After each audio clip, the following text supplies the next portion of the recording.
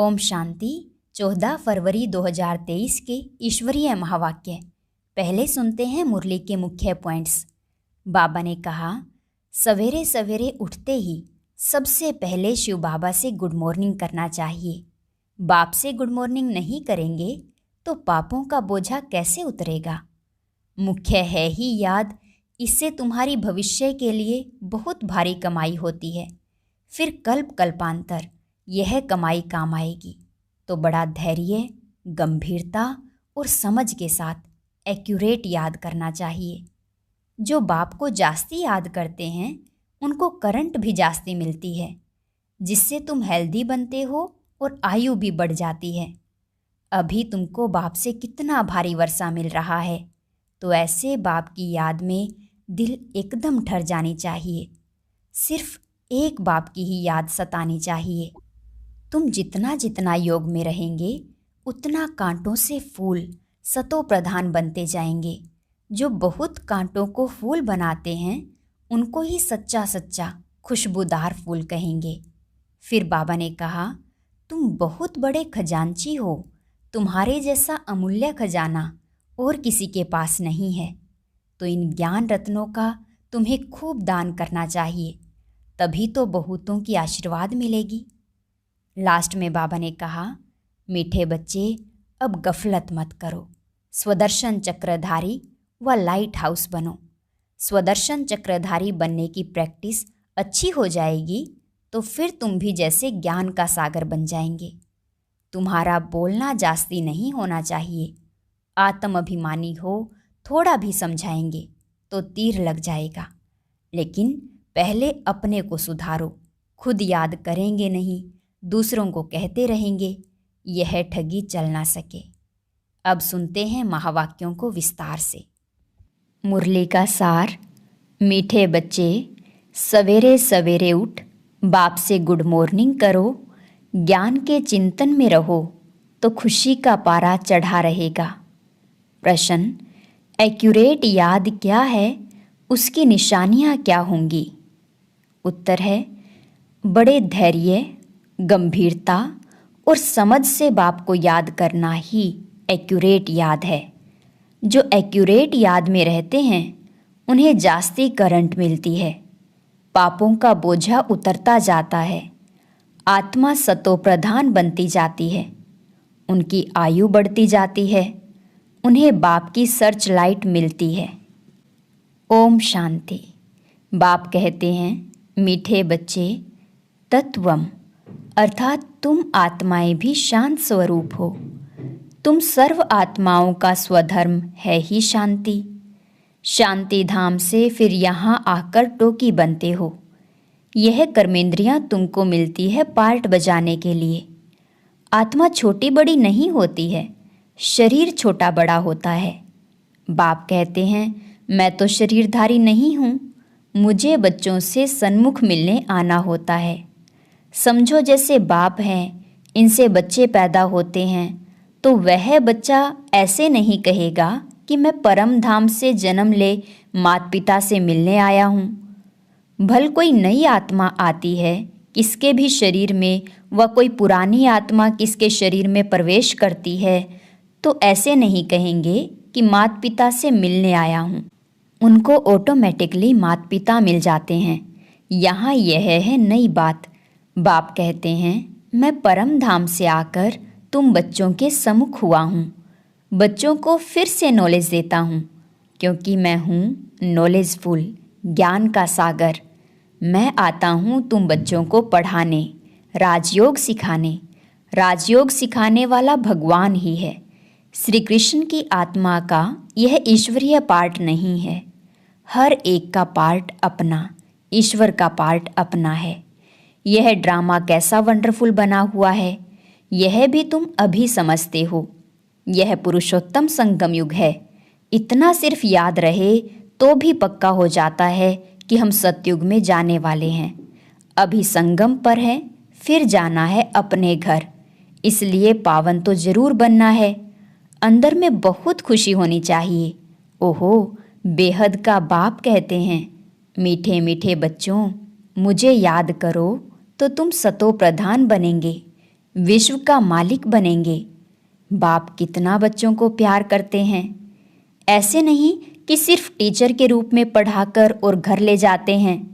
यह तो बाप भी है, टीचर भी है, तुमको पढ़ाते भी हैं, याद की यात्रा भी सिखलाते हैं। ऐसा विश्व का मालिक बनाने वाले, पतित से पावन बनाने वाले बाप के साथ बहुत लव होना चाहिए। सवेरे सवेरे उठने से ही पहले पहले शिव बाबा से गुड मॉर्निंग करना चाहिए। तुम जितना प्यार से याद करेंगे उतना खुशी में रहेंगे। बच्चों को अपने दिल से पूछना है कि हम सवेरे उठकर कितना बेहद के बाप को याद करते हैं। मनुष्य भक्ति भी सवेरे करते हैं ना, भक्ति कितना प्यार से करते हैं। परंतु बाबा जानते हैं कई बच्चे दिल व जान, सिक व प्रेम से याद नहीं करते हैं। सवेरे उठ बाबा से गुड मॉर्निंग करें, ज्ञान के चिंतन में रहें तो खुशी का पारा चढ़े। बाप से गुड मॉर्निंग नहीं करेंगे तो पापों का बोझा कैसे उतरेगा।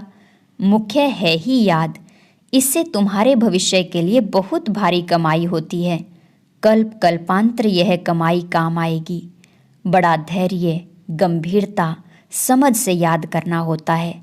मोटे हिसाब में तो भल करके कह देते हैं कि हम बाबा को बहुत याद करते हैं, परंतु एक्यूरेट याद करने में मेहनत है। जो बच्चे बाप को जास्ती याद करते हैं उनको करंट भी जास्ती मिलती है, क्योंकि याद से याद मिलती है। योग और ज्ञान दो चीज़ें हैं। योग की सब्जेक्ट अलग है, बहुत भारी सब्जेक्ट है। योग से ही आत्मा सतो प्रधान बनती है। याद बिना सतो प्रधान होना असंभव है। अच्छी रीति प्यार से बाप को याद करेंगे तो ऑटोमेटिकली करंट मिलेगी, हेल्दी बन जाएंगे। करंट से आयु भी बढ़ती है। बच्चे याद करते हैं तो बाबा भी सर्च लाइट देते हैं। बाप कितना बड़ा भारी खजाना तुम बच्चों को देते हैं। मीठे बच्चों, यह पक्का याद रखना है, शिव बाबा हमको पढ़ाते हैं। शिव बाबा पतित पावन भी है, सद्गति दाता भी है। सद्गति माना स्वर्ग की राजाई देते हैं। बाबा कितना मीठा है, कितना प्यार से बच्चों को बैठ पढ़ाते हैं। बाप दादा द्वारा हमको पढ़ाते हैं। बाबा कितना मीठा है, कितना प्यार करते हैं। कोई तकलीफ़ नहीं देते, सिर्फ कहते हैं मुझे याद करो और चक्र को याद करो।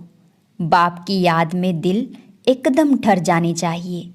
एक बाप की ही याद सतानी चाहिए, क्योंकि बाप से वर्षा कितना भारी मिलता है। अपने को देखना चाहिए, हमारा बाप के साथ कितना लव है, कहाँ तक हमारे में दैवी गुण है। क्योंकि तुम बच्चे अब कांटों से फूल बन रहे हो। जितना जितना योग में रहेंगे उतना कांटों से फूल सतो प्रधान बनते जाएंगे। फूल बन गए फिर यहाँ रह नहीं सकेंगे। फूलों का बगीचा है ही स्वर्ग। जो बहुत कांटों को फूल बनाते हैं उन्हें ही सच्चा खुशबूदार फूल कहेंगे। कभी किसको कांटा नहीं लगाएंगे। क्रोध भी बड़ा कांटा है, बहुतों को दुख देते हैं। अभी तुम बच्चे कांटों की दुनिया से किनारे पर आ गए हो। तुम हो संगम पर। जैसे माली फूलों को अलग पाट बर्तन में निकाल रखते हैं, वैसे ही तुम फूलों को भी अभी संगम युगी पाट में अलग रखा हुआ है। फिर तुम फूल स्वर्ग में चले जाएंगे, कलयुगी कांटे भस्म हो जाएंगे। मीठे बच्चे जानते हैं, पारलौकिक बाप से हमको अविनाशी वर्षा मिलता है। जो सच्चे सच्चे बच्चे हैं, जिनका बाप दादा से पूरा लव है, उनको बड़ी खुशी रहेगी हम विश्व का मालिक बनते हैं। हाँ, पुरुषार्थ से ही विश्व का मालिक बना जाता है, सिर्फ कहने से नहीं। जो अनन्य बच्चे हैं उन्हों को सदैव यह याद रहेगा कि हम अपने लिए फिर से वही सूर्यवंशी चंद्रवंशी राजधानी स्थापन कर रहे हैं। बाप कहते हैं, मीठे बच्चे, जितना तुम बच्चे बहुतों का कल्याण करेंगे उतना तुमको अजूरा मिलेगा। बहुतों को रास्ता बताएंगे तो बहुतों की आशीर्वाद मिलेगी। ज्ञान रत्नों से झोली भरकर फिर दान करना है। ज्ञान सागर तुमको रत्नों की थालियां भर भर कर देते हैं। जो उन रत्नों का दान करते हैं वही सबको प्यारे लगते हैं। बच्चों के अंदर में कितनी खुशी होनी चाहिए। सेंसिबल बच्चे जो होंगे वह तो कहेंगे हम बाबा से पूरा वर्षा लेंगे, एकदम चटक पड़ेंगे। बाप से बहुत लव रहेगा क्योंकि जानते हैं प्राण देने वाला बाप मिला है।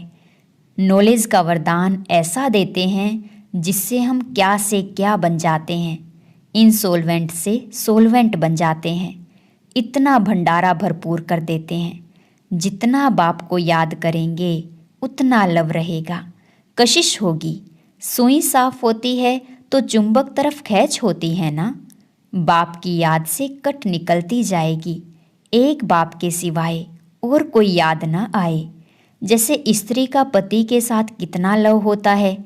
तुम्हारी भी सगाई हुई है ना। सगाई की खुशी कभी कम होती है क्या? शिव बाबा कहते हैं, मीठे बच्चे, तुम्हारी हमारे साथ सगाई हुई है, ब्रह्मा के साथ सगाई नहीं है। सगाई पक्की हो गई फिर तो उनकी ही याद सतानी चाहिए। बाप समझाते हैं, मीठे बच्चे, गफलत मत करो, स्वदर्शन चक्रधारी बनो, लाइट हाउस बनो। स्वदर्शन चक्रधारी बनने की प्रैक्टिस अच्छी हो जाएगी तो फिर तुम जैसे ज्ञान का सागर हो जाएंगे। जैसे स्टूडेंट पढ़कर टीचर बन जाते हैं ना, तुम्हारा धंधा ही यह है, सबको स्वदर्शन चक्रधारी बनाओ, तभी चक्रवर्ती राजा रानी बनेंगे। इसलिए बाबा सदैव बच्चों से पूछते हैं, बच्चे स्वदर्शन चक्रधारी हो बैठे हो? बाप भी स्वदर्शन चक्रधारी है ना। बाप आए हैं तुम मीठे बच्चों को वापस ले जाने। तुम बच्चों बिगर हमको भी जैसे बेआरामी होती है। जब समय होता है तो बेआरामी हो जाती है, बस अभी जाऊं। बच्चे बहुत पुकारते हैं, बहुत दुखी हैं, तरस पड़ता है। अब तुम बच्चों को चलना है घर, फिर वहाँ से तुम आपे ही चले जाएंगे सुखधाम। वहाँ मैं तुम्हारा साथी नहीं बनूंगा। अपनी अवस्था अनुसार तुम्हारी आत्मा चली जाएगी। तुम बच्चों को यह नशा रहना चाहिए कि हम रूहानी यूनिवर्सिटी में पढ़ रहे हैं, हम गॉडली स्टूडेंट हैं, हम मनुष्य से देवता अथवा विश्व का मालिक बनने के लिए पढ़ रहे हैं। इससे हम सारी डिग्रियां पा लेते हैं। हेल्थ की एजुकेशन भी पढ़ते हैं, कैरेक्टर सुधारने की भी नॉलेज पढ़ते हैं।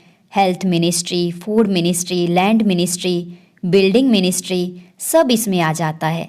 तुम बड़े ट्रेजरर, खजांची भी हो। तुम्हारे जैसा अमूल्य खजाना और किसी के पास नहीं हो सकता। ऐसे ऐसे तुम बच्चों को विचार सागर मंथन कर रूहानी नशे में रहना चाहिए। मीठे मीठे बच्चों को बाप बैठ समझाते हैं। जब कोई सभा में भाषण करते हो व किसको समझाते हो तो घड़ी घड़ी बोलो, अपने को आत्मा समझ परम पिता परमात्मा को याद करो। इस याद से ही तुम्हारे विकर्म विनाश होंगे, तुम पावन बन जाएंगे। घड़ी घड़ी यह याद करना है। परंतु यह भी तुम तब कह सकेंगे जब खुद याद में होंगे। इस बात की बच्चों में बहुत कमजोरी है। याद में रहेंगे तब दूसरों को समझाने का असर होगा। तुम्हारा बोलना जास्ती नहीं होना चाहिए। आत्म अभिमानी हो, थोड़ा भी समझाएंगे तो तीर भी लगेगा। बाप कहते हैं, बच्चे बीती सो बीती, अब पहले अपने को सुधारो।